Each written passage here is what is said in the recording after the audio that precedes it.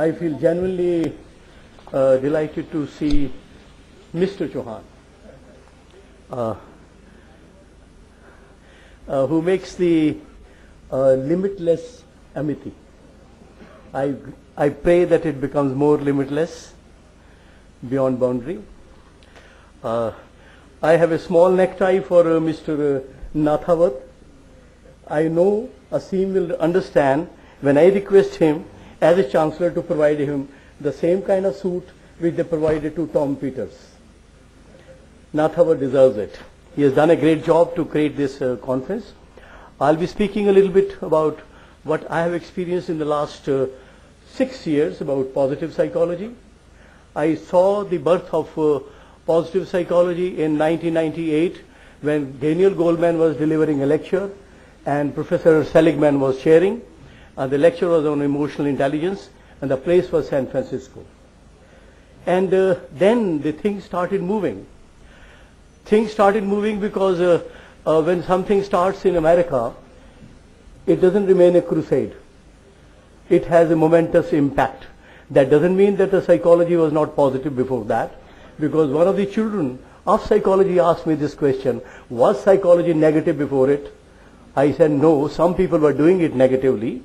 Some people did not know what is negative and was positive. Suddenly, after about 40 years of practice as a clinical psychologist or a therapist, Seligman realized, well, he must jump down to another kind of bandwagon. Instead of talking about helplessness and learned helplessness, we must learn to be hopeful. This is it. I share the kind of messages which are, all of us know them, don't have to repeat them. But one of them I would always regard, that he who knows himself knows the Lord.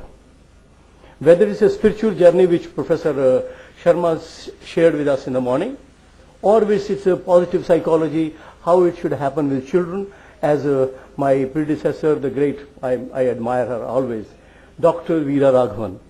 I don't know what is Veera Raghavan. It's super. Wherever she goes, I think she's a dynamite personified.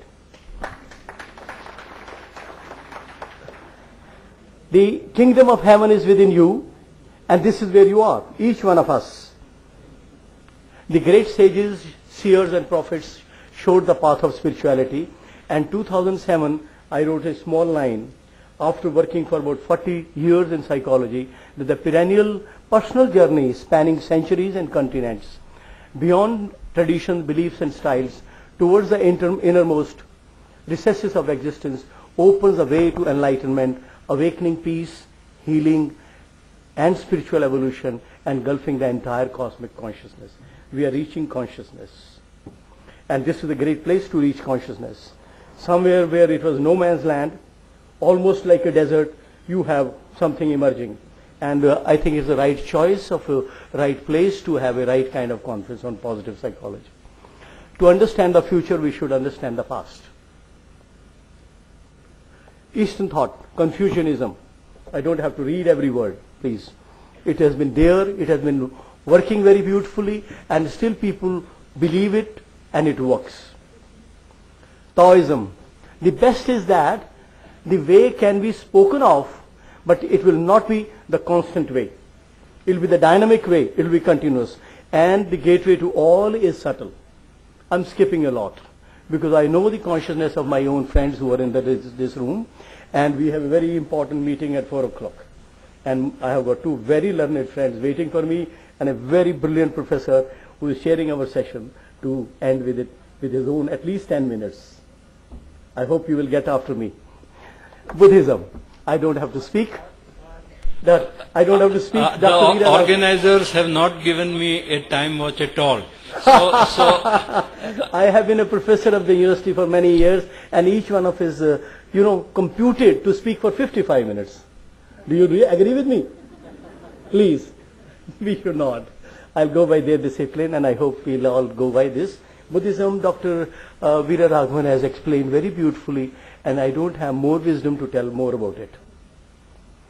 About Hinduism, I'm more confused than any other Hindu in the world, because I always believe that Hinduism is something which is a pan time, pan ages, pan kind of areas, and there is no kind of limit to it. And I'm not speaking like a Hindu. I'm speaking like a psychologist. When you pick up the dictionary of words, when you pick up the words of psychology, when you pick up the positive psychology, you find a lot of things which are taken for granted in the belief systems, which we say, okay, yes, I knew it. And how do I know it? How do I know it? I do not know. My dad used to practice, my mother used to practice it, or my Chachaji used to tell a story about it. But Hinduism is something more context. The quest for happiness is the most cherished one. Whether you start from Guru Nanak, who says, Nanak dukhiya sab sansar, or whether you talk about the great Buddha and he says the whole world is full of pain. Wherever you start, the urge is only one, happiness. The concept of well-being. It's optimal psychological functioning and experience. Would you believe it? It took WHO almost about more than 2 decades to define what is health.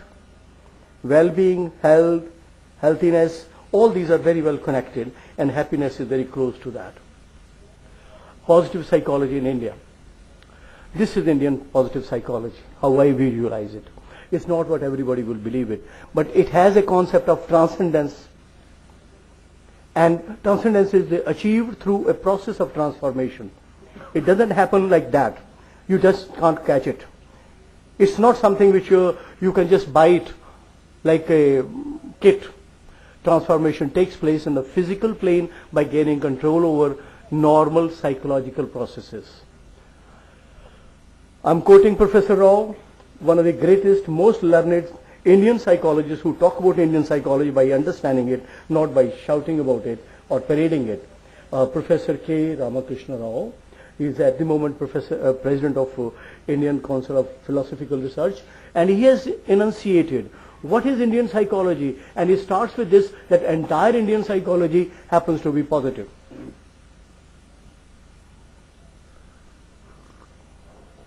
It's a study of person. Person is consciousness embodied. We forgot about consciousness for many, many years, because somebody in 1920 was thinking in the United States of America that we can't take hold of, touch consciousness. Later on he said nothing can be mental. So they became all absolutely non-spiritual, non-conscious, non-soul, and it became physical. Ultimately the physicality became too much, and ultimately they had to go somewhere else. And we now again talk about consciousness, whether we work it from the neurosciences, whether we work with MRI, whether we work from any other area, consciousness has become a central stage for every thinking person in the world. Mind may also be seen as the facilitating principle and function that interfaces consciousness at one end and the brain processes at the other. Probably this is a philosophy of thinking that mind and body, no, it's one unity, mind, body and soul. If you bifurcate them, you find bifurcated. If you think them to be united, they are united. They don't function independent of each other or against each other. They have a functional relationship. Bhagavad Gita, people are very fond of it, and at the moment I must congratulate Delhi University for one thing. They created a great genius in Professor H.C. Ganguly. At the late age of 80, he wrote a book on Bhagavad Gita. I could never believe that he is writing a book on Bhagavad Gita, and that gave me a path to understand Bhagavad Gita all over again. Professor Ganguly has written a book on Bhagavad Gita, and he talks about the fear of death. It's a great concept which is being realized, not just with the example of Arjuna. Each one of us plays some kind of role, not being in the Mahabharata, in a small place, in a small battle like Arjuna. We are divided, we are scared, we are apprehensive, we are anxious, we cannot take charge. I can't quote them because they are too good. There are 3 qualities which I again do not want to describe them because many of the people know better than me in this audience what Rajas stands for. It's a kind of dynamic activity in the individuals. Second is Tamas stands for heaviness and inertia and represents depression, infatuation, extreme hatred. You think of the words which are sad and bad and awfully terrible to handle. Even psychological terms, they become very difficult. And Satvika is close to eudaimonic, and it's a kind of concept which is again beautiful.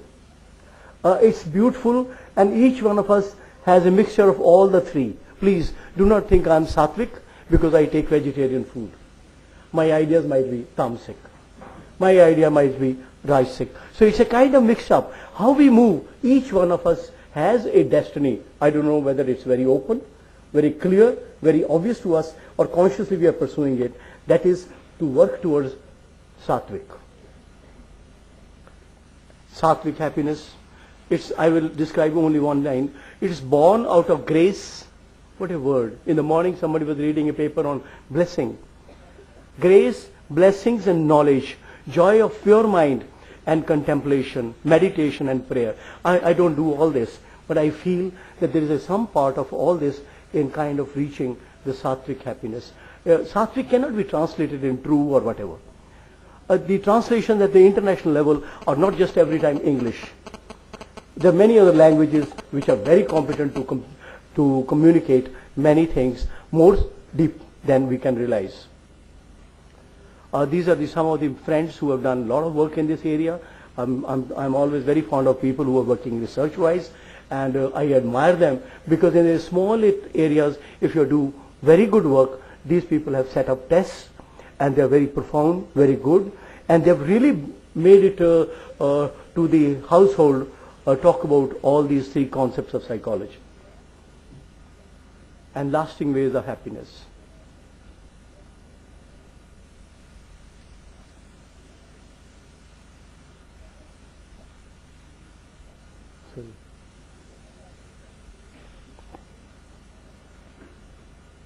Positive psychology. This seeks a balanced, more complete view of human functioning. I'm using definitions not made by me. I'm using how Seligman and my other friend Mihaly and others are using it. And these cannot be changed. These cannot be put with the new words called spirituality or what I want, Sattvic or whatever. This is the kind of concept which they have developed over a period of time. Fredrickson says, provided another perspective, they defined positive psychology as a scientific study of optimal human functioning. It aims to discover and promote factors that allow individuals, communities and societies to thrive and flourish. This is interesting. Dimensions. You think of the areas which they have defined. I don't go by their definitions. I have learnt enough of psychology.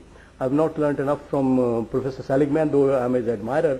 But he told me one example, that in the quality of life, when somebody translated into economy of life, and his wife bought a new huge, like a centralized, computerized kind of washing machine put along with his refrigerator and all. He said, next day I told the supplier, please take it back. I cannot take this kind of quality of life back into my quality of life because it interferes with my way of looking at it. I used to think washing machine is separate and this thing is separate, and how to code it. Similarly, I am happening to be having the same kind of experience. I've got a new air conditioner at my home. It's not a news. For many people, they own it, they have it in the washrooms even. But then here's a new, but I can't work on it because quality of life has been converted into conveniences of life. That's not quality of life. I think this translation goes very well. The subjective level positive psychology looks at positive subjective states of joy, happiness, satisfaction with life, relaxation, intimacy, contentment. What beautiful choice of words. Does it go with the speed of life with which we want to live? Does it go with the competitiveness? Does it have a kind of harmony with that? We'll talk about it some other day. And one of the most beautiful thing is laughter. I know about Punjab. It's just across the border. For about 20 years we have stopped laughing. We did not know how to be happy. We were scared of each other. I think laughter is a very serious issue.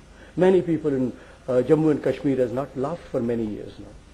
I pray people everywhere in the world laugh, maybe in Israel, Palestine or elsewhere. I think laughter is something which you have the openness of your heart, and it's sharing with everybody. And laughter is not at others. It's along with others. At the individual level, we come back to this a little later. The scope of positive psychology is huge. Everything, today I realized that there are about 300 articles which have been put into the list of your articles being read or being projected, or whatever you have in your big book on positive psychology abstracts. I was really struck by the range of creativity of our young children, young scientists, psychologists and non-psychologists. How many things they have added into it.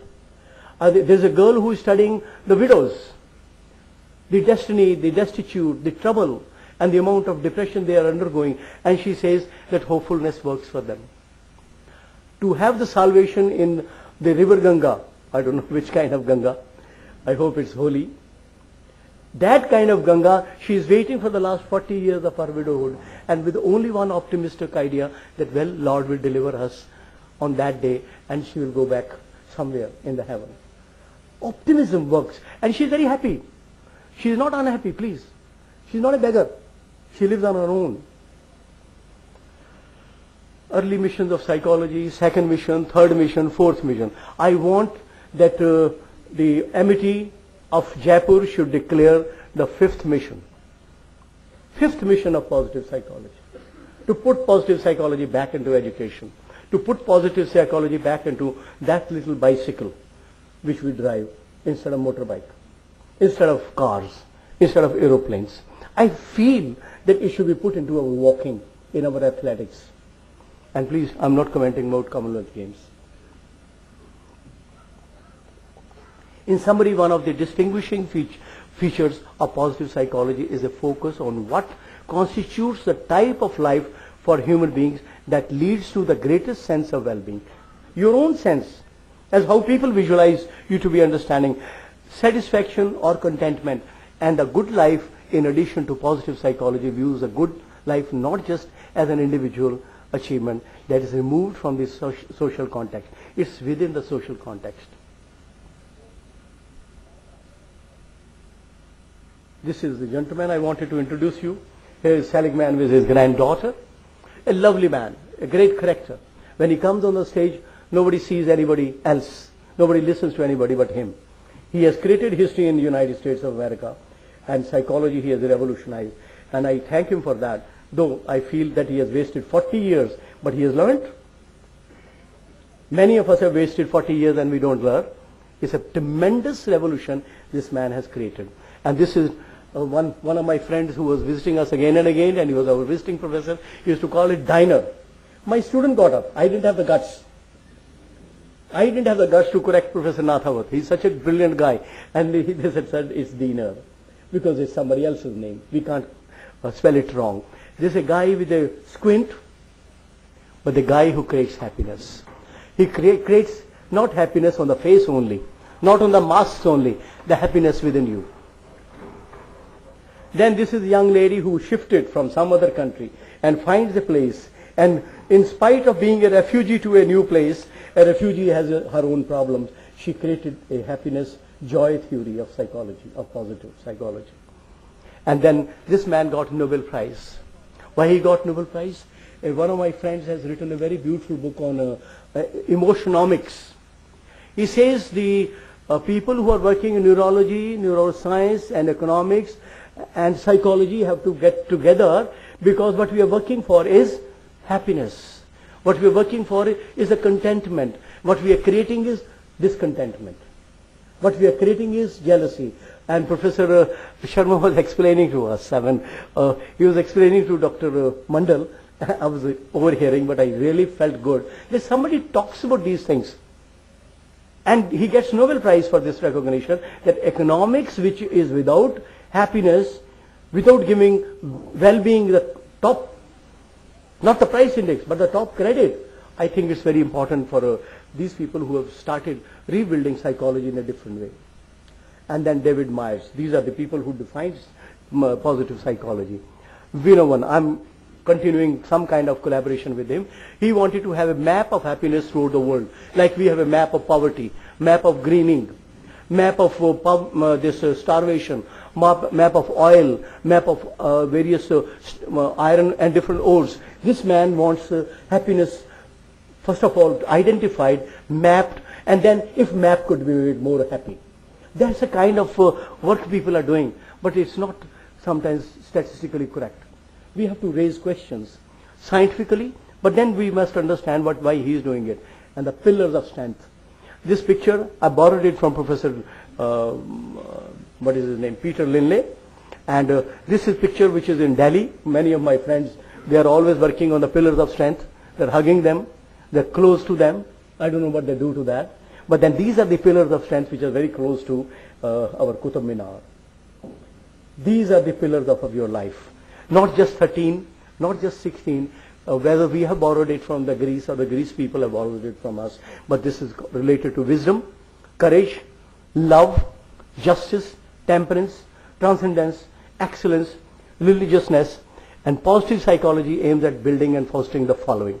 To go on finding out, you might many things which are related to your agenda of life. Understanding of human strength and actually help prevent or lessen the damage of disease, stress and disorder is very important kind of agenda. Reduce the impact already done on the world. World is very crying place. World is very suffering place. How to reduce a little bit? Please remind me, this is the GDP of happiness. It's not related to income. Of course, Norway, Japan, etc. Many countries would come up, but it's not a linear relationship. It's a very kind of difficult, complex relationship. Characteristics of a happy and a very happy people. Go back to your own face. Your face is an index when you get up in the morning. These days I see my grandniece, she just completed 1 year yesterday. We were celebrating her birthday in the great place provided to us by Dr. Nathavati in a small hotel in Jaipur. I tell you, when she gets up, I call her sunshine baby. The face of a child gives you the happiness if the child is happy on that day. Her happiness is very limited. She doesn't need the car, she doesn't need many things. She needs her mother around, she needs a bit of food, a bit of cozy, comfortable kind of bed. Well, you have the list of these, they're all related to that. Humor, playfulness, wisdom, regular experience of flow. Correlates of happiness. These are scientifically studied areas of psychology. And I wish my friends, young friends who have given a lot of data, pool them together and write a small collective paper on the basis of all the abstracts put in this our book of Positive Psychology Conference. These are the personality traits which we studied. Extroversion, neuroticism, you name it. They've been studied and these are positively related to them. Happiness and health. Mortality, morbidity, they are very closely related to that. And this is just not my research, it's the research of lots of people. This is one guy, I already quoted him, Dr. K. Ramakrishna Rao. Someday, I think Amity will call him. We are calling him on 15th of November in Chandigarh. It's a remarkable kind of speaker. He carries his wisdom so comfortably. He makes you feel nice. Though he was a vice chancellor also, please. I don't know whether it's a qualification or otherwise. This is Linley. He is coming to conduct a workshop in Chandigarh on 17th of November. And we got together and we felt very VIP on that day. Dr. Sehgal, she'll be making a presentation tomorrow. In this very conference, I'm making this presentation right now. This is the research we do in India, and particularly in Chandigarh. Please remember that in 2007, we held a first seminar on positive psychology in India, in which we had 3 or 4 very distinguished scholars. They raised our standard of understanding. They raised our understanding of psychology to positive psychology. And we have done work on gratitude, interpersonal forgiveness, happiness, subjective well-being, successful aging, and then these are the questions and promises. Upstream researchers, midstream practitioners, and downstream consumers. I cannot match myself with the great psychiatrists, the great healers, the psychotherapists who are here. They are dealing with the problems of the people directly. I never dealt with it. I don't claim it. but I feel that we are somewhere in this group of, where are we? Sports psychology was my passion many years ago. These days I'm talking about positive psychology because it doesn't need selling. I've been bought. I've been convinced about it, that this is something for the future of each one of us. The ways to raise your consciousness, first of all, forgive yourself and others. I can find 1,000 faults in this kind of conference being held here. Please forget it. Do you deserve an invitation? You got it, so accept it. Practice gratitude and appreciation. I'm really grateful, and that's the reason I'm recommending Dr. Nathavat to get from Dr. Asim a new pair of suit. I'm giving a necktie to him today, sir. Please, I'm promising I've got it. And then third, live each day as though it was your last. Make it full, absolutely wonderful. And then suspend judgment. Wait for some more time. View every experience as a gift. Stay consciously aware of all your thoughts and feelings. Don't become, like blah, blah, blah, blah, this. Let each word, each dialect, each sentence, each intonation, like the mantra, should be spoken by you in such a way. Treat your physical body as your temple. Not like the temples we have. Please, I want it to be a golden temple. I want it to be treated like a clean, wonderful, happy temple. View the world through the eyes of a child. How beautifully he or she views it. Give love. Love from your heart. Meditate or pray if you have a choice. This is a simple path. Poverty in the past, I'm quoting Mother Teresa. Miracle of mindfulness. Then people consider walking on the water as a miracle. Being happy is a miracle. Then the road to Mecca. Somebody cried when I was delivering this lecture and presenting this presentation in Malaysia. And the man was a holy man of 77 years of age with a following of about 500,000 Muslims. And this is how you view pilgrimage. Have a pilgrimage. The art of living. Thought produces action. Leave it to you. Before I present this, I must say this. I was talking about love.